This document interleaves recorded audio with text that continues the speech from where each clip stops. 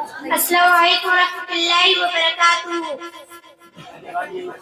نحمده ونصلي على رسول الكريم اما بعد اعوذ باللہ من الشیطان الرجیم بسم اللہ الرحمن الرحیم۔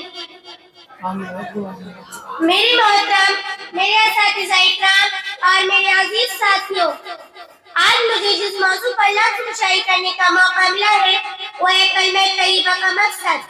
اساتذہ اکرام، کلمہ طیبہ اسلام میں داخل ہونے کا مین دروازہ ہے۔ اگر جو شخص کفر سے اسلام، شرک سے توحید میں داخل ہونا چاہتا ہے، اگر وہ یہ کلمہ سچے دل سے پڑھ لے تو وہ مسلمان ہو جائے گا۔ اس مبارک کلمے کے دو حصے ہوتے ہیں۔ پہلا حصہ لا الہ الا اللہ، دوسرا حصہ محمد رسول اللہ۔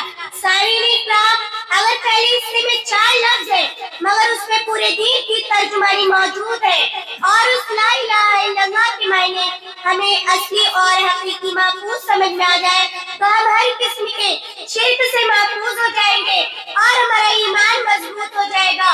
اور اس لا الہ الا اللہ کے معنی ہے نہیں ہے کوئی معبود مگر صرف ایک اللہ، نہیں ہے کوئی خالق مگر ایک اللہ۔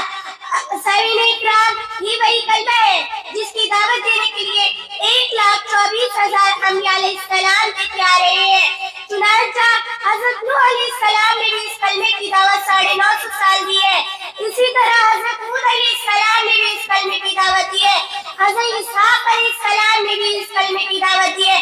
حضرت موسیٰ علیہ السلام نے بھی اس کلمے کی دعوت دی ہے۔ حضرت عیسیٰ علیہ السلام نے بھی اس کلمے کی دعوت دی ہے۔ اور سب سے آخر میں میرے اور آپ کے محبوب حضرت محمد صلی اللہ علیہ وسلم نے بھی اس کلمے کی دعوت دی ہے۔ اساتذہ اکرام، یہ وہی کلمہ ہے اور فرمایا یا ایھا الناس قولوا لا الہ الا اللہ، اے لوگوں تم اس کلمے کی گواہی دو، تم کامیاب ہو جاؤ گے۔ معلوم ہوا تمام انبیاء علیہ السلام اس کلمے کی طرف بہت محنت فرما رہے تھے اور اس بات کی راہ کر رہے تھے نہیں ہے کوئی معبود۔ اساتذہ اکرام، یہ وہی کلمہ ہے جس کے لیے حضور اکرام صلی اللہ علیہ وسلم کو لعان کر دیا مگر کلمہ نہیں چھوڑا۔ حضرت سمیہ کو نیزہ مار کر شہید کر دیا گیا مگر کلمہ نہیں چھوڑا۔ آخر کیوں نہیں چھوڑا کلمہ؟ سامعین اکرام، یہ کیونکہ یہ آپ صلی اللہ علیہ وسلم کا دستور تھا۔ سامعین اکرام، کلمے کا دوسرا حصہ محمد رسول اللہ کے معنی ہے کہ آپ صلی اللہ علیہ وسلم اللہ تعالیٰ کی رسول ہے۔ دین آپ صلی اللہ علیہ وسلم کے بغیر کامل ہی نہیں ہو سکتا، دین آپ صلی اللہ علیہ وسلم کے بغیر کامل ہی نہیں ہو سکتا۔